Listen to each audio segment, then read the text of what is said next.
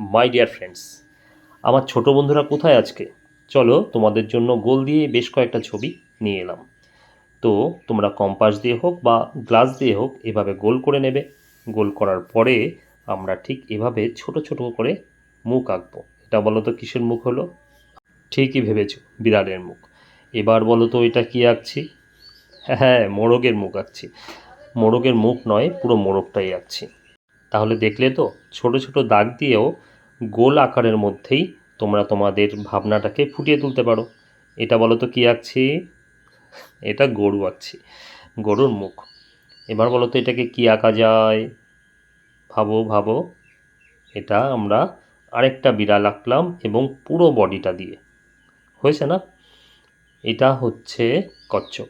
কচ্ছপের তোমরা মাঝের দাগটা অনেকেই ভুল করো, তো মাঝে তোমরা এভাবে হালকা দাগ দেওয়ার পরে মাঝখানের দাগগুলো হালকা করে মুছে নেবে। এবার আঁকবো আমরা ব্যাঙ। ব্যাঙের ছবিটা আঁকা কিন্তু খুব সোজা আর মজার। আমরা এটাকে কিন্তু একটা জীব বানিয়ে দিলাম।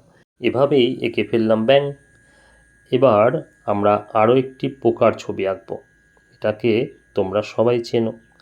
আচ্ছা, কমেন্টসে বলো তো এটা কী পোকা? তো যাই হোক, ছবিগুলো তোমাদের কেমন লাগছে অবশ্যই জানিও। আর নতুন হলে পেজটাকে ফলো করে রেখো। এখন আসছি, আবার ফিরছি নতুন কিছু নিয়ে।